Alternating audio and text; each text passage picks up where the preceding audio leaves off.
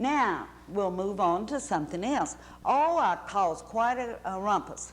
I'm going to read for you so the people of the community will understand the director's message from my newsletter, August 1982.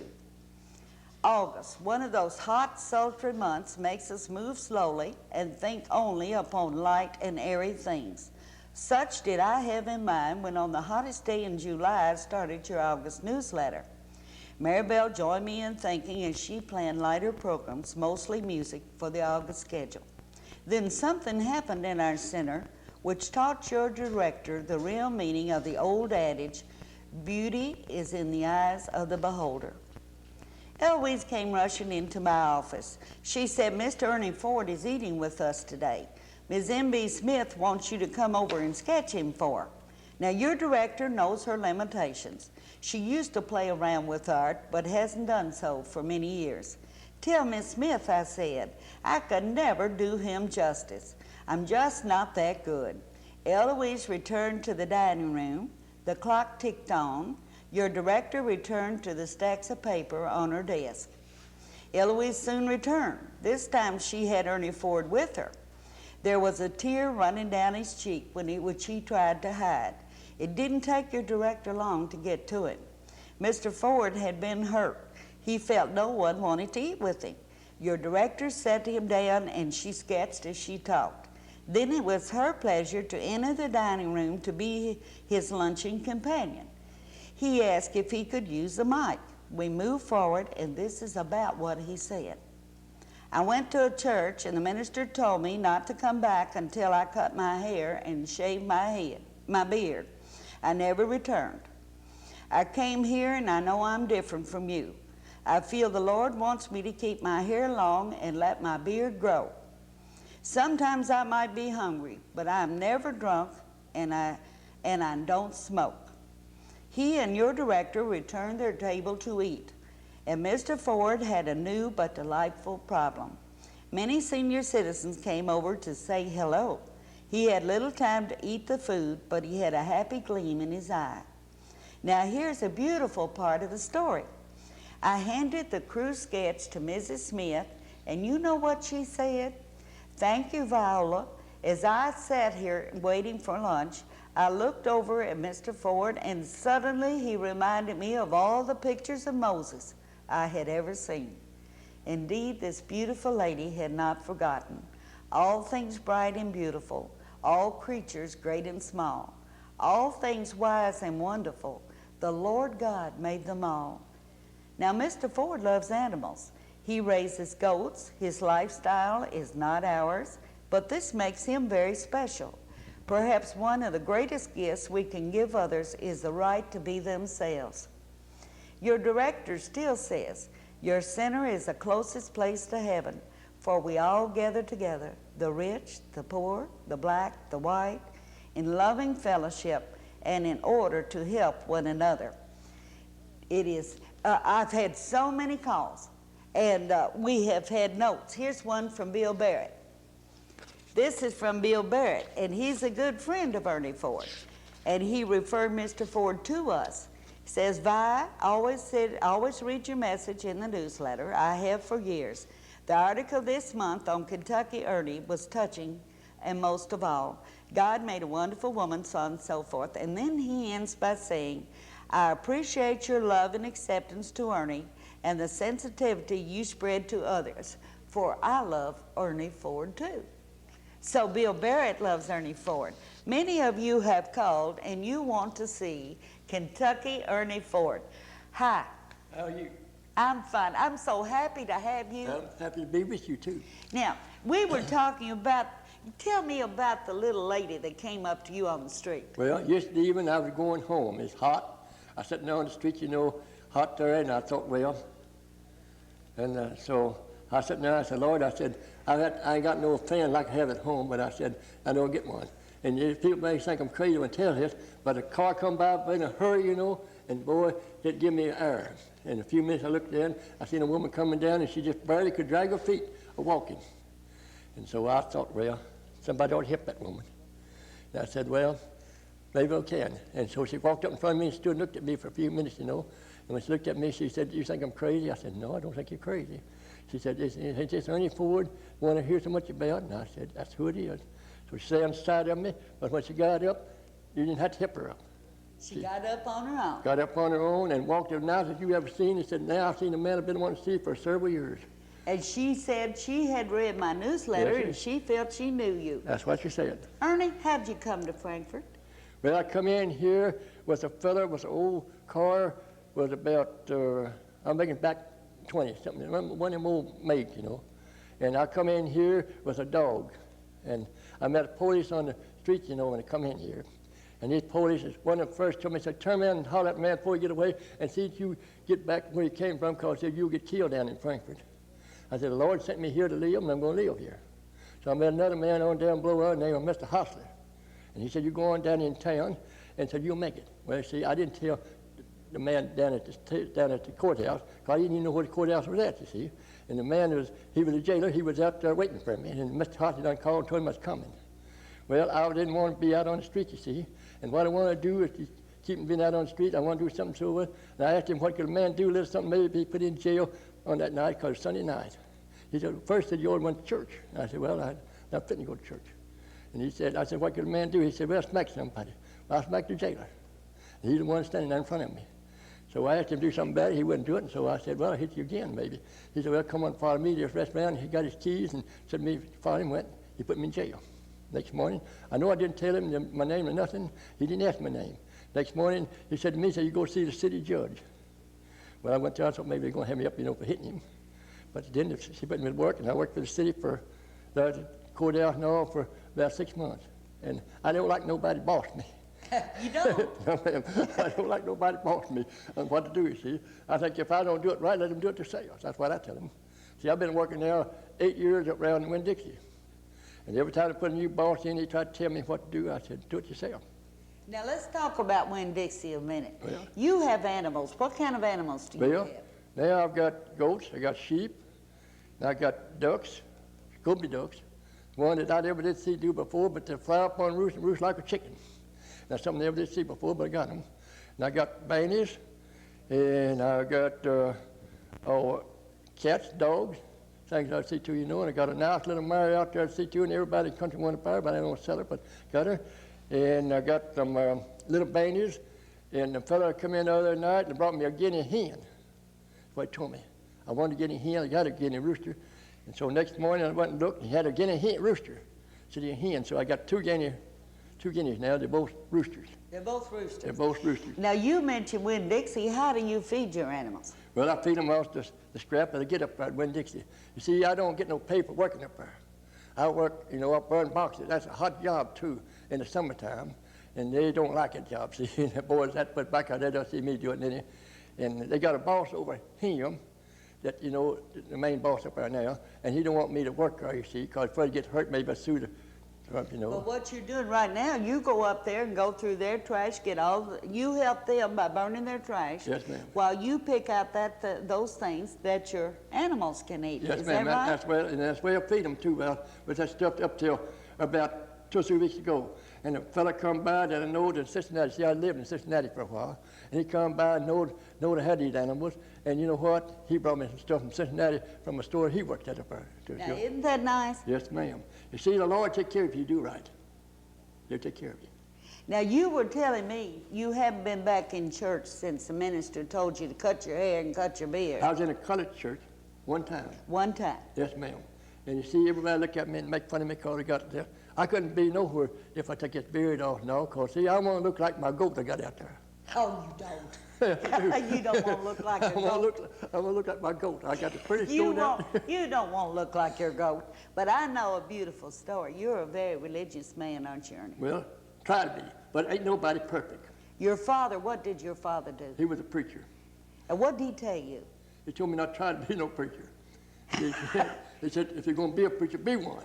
But you can't try to be a preacher. No, he said, don't. That's what he told me. He said, don't try. So I didn't try, and ain't no preacher. But I know about as much as some of the preachers know. I know that heaven and hell. I know that. I know that heaven and hell. I know I'm going to take my beard off, because this preacher that told me not to come in church, I'll tell him what I told him. He may hear me, but I'll tell him to his face, same I tell y'all. I told him I didn't want to go to hell with him, and I didn't come to your church. Well, you know, each of us deserve the way to be that we feel is right for us, I'm going to live right? that way, too. I'm going to live that way.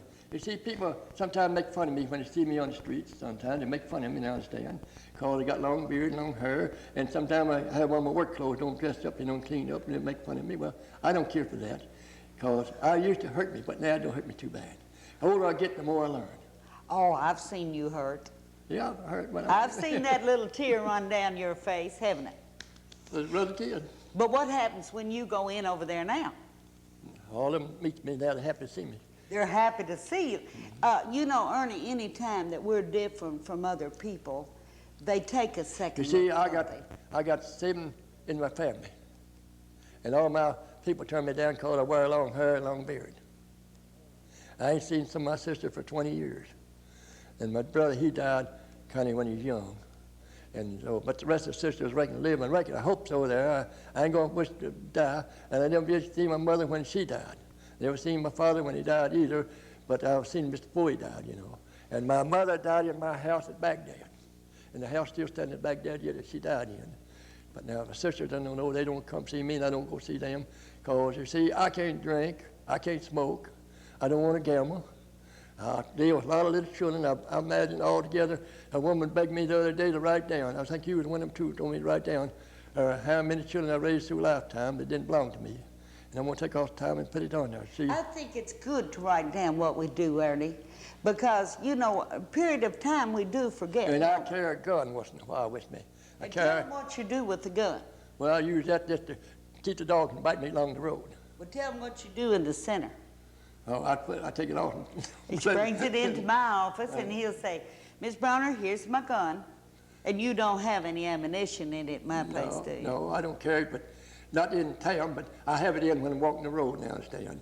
Because I tell the police that see. The police said to me, he said, well, and the sheriff told me yesterday, day before yesterday, one, said, you got right to carry a gun and kill them dogs. And I said, I've seen you on the road many times, seen you sit down there and look like you're going to burn up, waiting for rides and things, so you wouldn't have to walk with the dogs. And I do. But see, I had a car, and I raised a little girl up, and she wanted to go to Moorhead to see her mother. Now, there have it, she tore my car up and thing. So now I got to walk. But see, I don't care. I've got more cars in this country than anybody ever seen, but they don't belong to me, but I got them because, see, I'll tell you why. I get a ride every day with different cars. And you know, we offered to pick you up on those extra hot days. What did you tell me? I tell you, go on, that I'll make it home anyhow, so you want to take me. Yeah, you said I don't want to be of trouble to anybody, and Miss Brawner, I walk all the time. That's right. Now, where are you living? You used to live at, now one time you were on the county farm, right? Yeah. I was there 8 years. I was 8 years there on the city dump. And then from the county farm, you went to the city? I went to where I'm at now. To the city dump? No. You see, I left the city dump, you see, and gone where I'm at now. I'm out here on Flat Creek Road, and I'm in an 8-room house. And see, people come by in the wintertime, say they're cold, this and that and the other. I let them move in there and do the best I can with them. And sometimes they try to take my place, so they think that's stay a little while, they ought to run it, but then I get shut up when they do that. I got to tease you a little. Okay.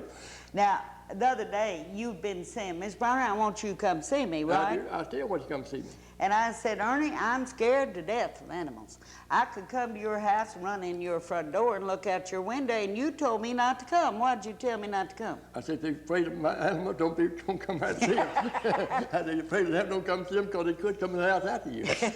You said, if you're afraid of animals, I can't have you, because you couldn't get inside the door. No, I got a billy goat won't let you go there. You can let you run in there. Now, he stays on that front porch about all the time. And I used to have to have a dog watching. See, they broke in my house 5 or 6 times since I've been down there. They even took my beds and everything out of there, you know, and take my food out. They take my food out there. I don't want to kill nobody, but I don't want, walk in. You don't want your property destroyed. I don't want it gone. And so I shot one man. I ain't going to lie about it. I shot one man. When did you shoot a man? Up on the city dump. But the way it was, my dogs, I had a bunch of dogs out there and they're barking. I want the dogs, to quit barking, and if he should have gone over top of them, they'd scare the dog and they'd hush barking, and so he happened to be in front of my gun when it went off. Oh my! I didn't shoot him, shoot and hit him, but see, he was coming out to whoop me from Moorhead. He come from Moorhead down there to whoop me, and I didn't know it, but these dogs let me know he was out there, and so they brought me to court. And the judge said to me, he said, "Did you shoot to kill him?" I said, "Had he wouldn't be here talking to you." So the judge said I was working for the city then, and the city judge asked me this. He said, "You're going back out and go to work," so he put the other man in jail. And so that man that put in jail, you know what? He come down to see me, and I gave him food to take home with him.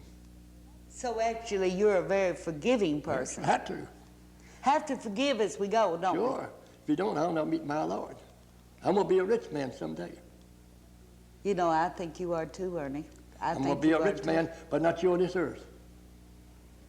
Can you all see Ernie's face good with his hat on? They say they, huh? We want you, there we go. We want to, you're so pretty, I want them to see you. Your little one. You ought to tell me something. Just sitting there with your mouth shut, you ought to say something. You ought to say, take that old hat off. That's what the fellow down at Salvation Army told me. They take that old hat off. And he told me one day, he said, take that beard and hair off. I said, take a man, take it off. I said, you ain't big enough to. And you just make me walk on and laugh about it. And anytime they have anything to do down there, they want Ernie Ford to help them. Well, then you do help down at the Salvation Army, don't you? Yes, ma'am. Didn't you help distribute the last cheese? Yes, ma'am. Didn't you help them with that? The last 2 or 3 times I've helped them. And you see, his old saying is, he's a good man, but he's ignorant. Now, I told him to his face, and I tell him now, so if they hear him themselves, I'll tell him again.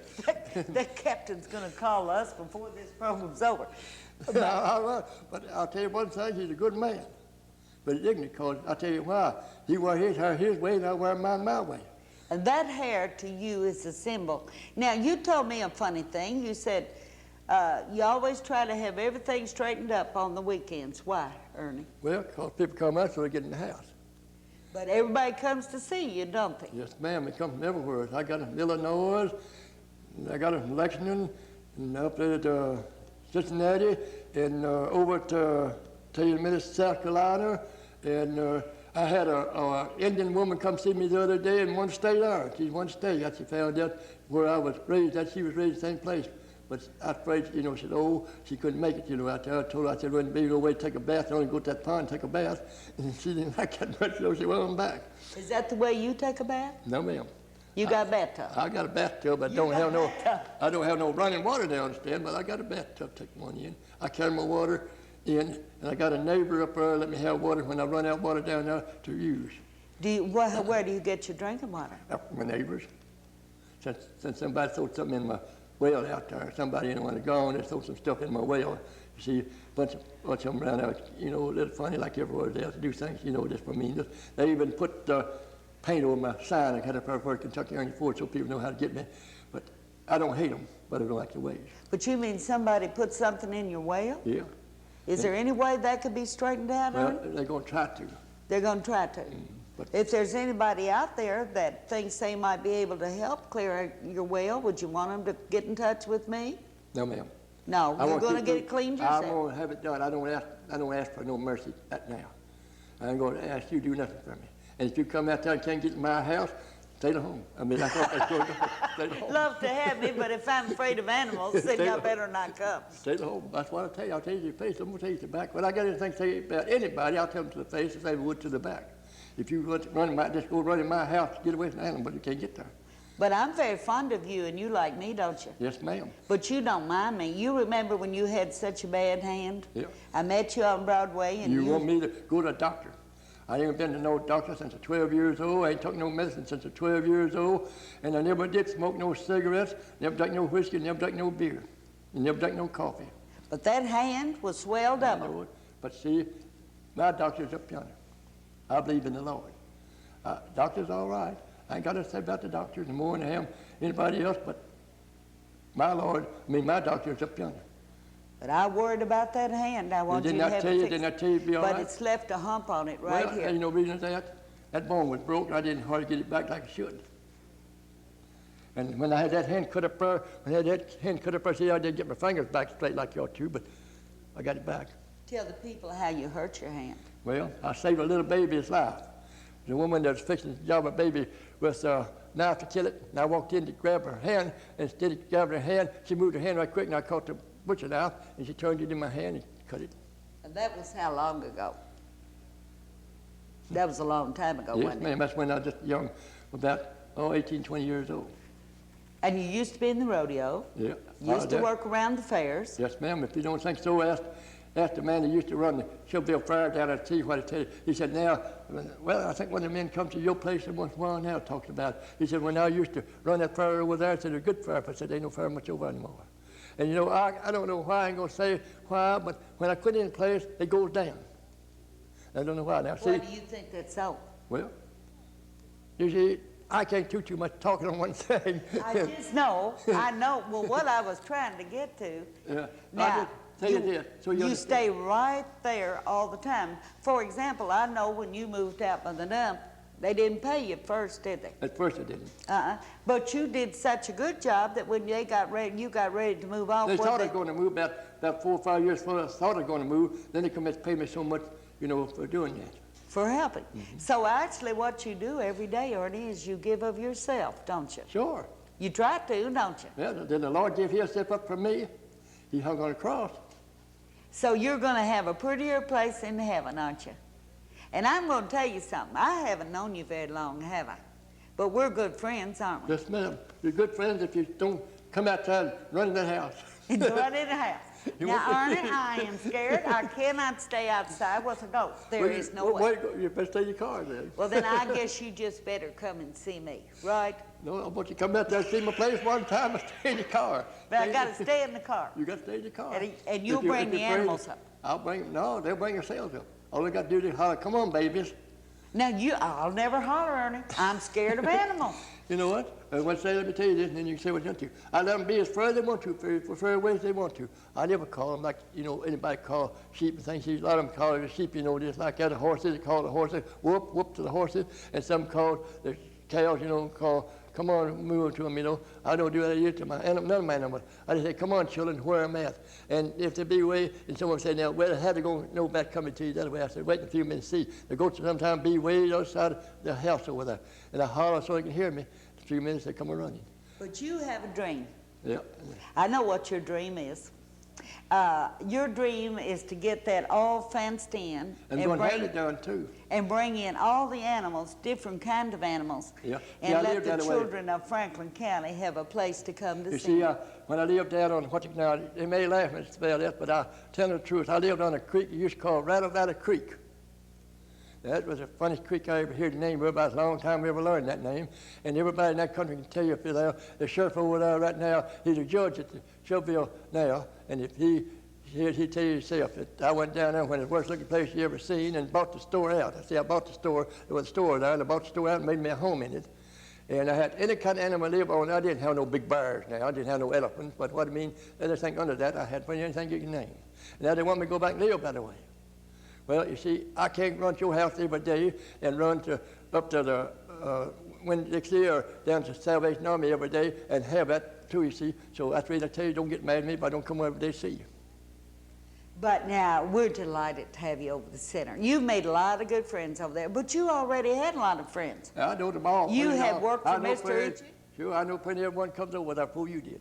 That's right, you did. And when all of those that knew you started coming in, Mr. Uchi said you were one of his best employees. When you worked for him, you did a great job. You worked for him on the farm, didn't you? No, I was on the farm a while, but mostly when he had a place down on Home Street down there selling ice cream. I cleaned up for him a lot of times down there. Oh, you did? Yeah, for him, you know, and six there, and I tell people how bad he was. To go down and get that old ice cream wouldn't sell too good, you see. But he said he sold a lot of that. I got talking.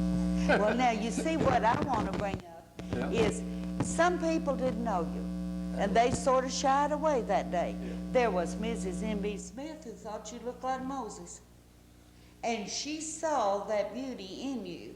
So it's the way people see. Well, you see, some of them that got away, I tell you what, I hope they listen, and I can tell them the same I could to the face, so as I could to you here, but the one got up there, they kind of feel a little better than it was, you know.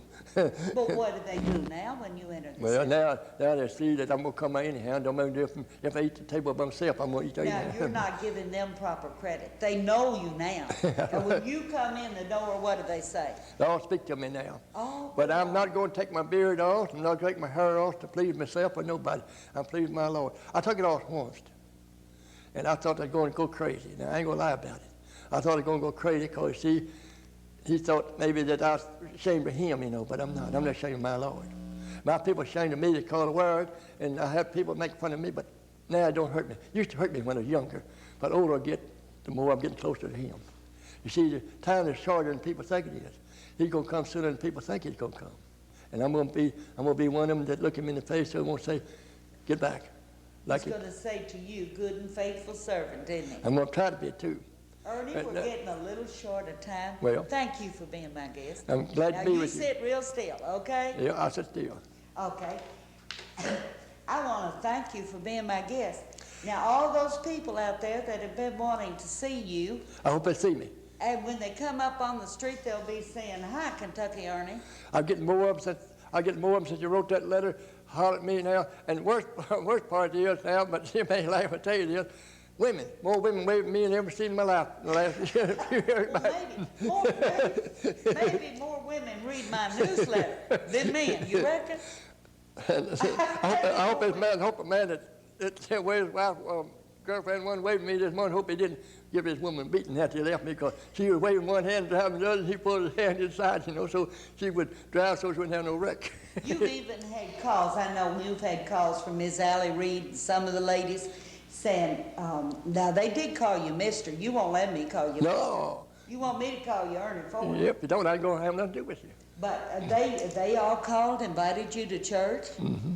But when I get to churches, though, I get to churches, with long hair, and I'm the only one. See, I'm the only one that comes to your place with long hair. You know That's that. Right. And that's all it was. You were a little bit different. But we grant you the courtesy to be like you are. But like I told you, the courtesy to be fat. That's right, yeah. But Okay. that's your business. But I'm going to tell you this, and I'm going to hush out to tell you this. Now, I am not ashamed for people to think I look like my billy goat, because he's pretty. You got a pretty belly guy. Yes, ma'am, and I got beard underneath my chin like he's got. But he don't have long hair, but someday he might have. I'll hush now. Let her talk. Finishing off, it has been our pleasure to have Kentucky Ernie Ford with us. And now you that have wanted to see Mr. Ford, I can't call him Mr. Ford, you that want to see Ernie will now have an opportunity. Ernie says that he just hopes that all of you speak to him, that you come see him. Now, how do you get out there? Where is Frankfort? You come out Brawner Road till you get to a place where they call Hilltop Market. And the first road to the other side there, you turn to your right, and anybody from there on can tell where Ernie Ford lives at. And when you get out there and see a yellow streak in the road, that's where he's at. Everything's painted yellow. Everything's painted yellow, so it's a yellow streak in the road. That's right. I may not get to come and see you because of your billy goat, but I'm glad you come to see me. Yeah, as safe as they're going to come around my house, don't come. Now, and Ernie Ford and Viola Brawner are going to close with this very short little poem. Though the players seem so varied, though some claimed another land, they blended into one accord. The symphony was grand. Father, grant that in real living, lasting peace will come to be, that will learn to blend life's patterns in perfect harmony. Each of us are just a little different. God made us that way. And I think the greatest gift that we can do is to accept each other as we are. Ernie says good night to you, and you want him to have a pleasant night's sleep. And the woman that made the picture for me, hope her the best of luck. I hope they have a nice way to live and a good way to live when she gets older, and I can see her when she's older say that she's got a better way to live than she ever had in her life.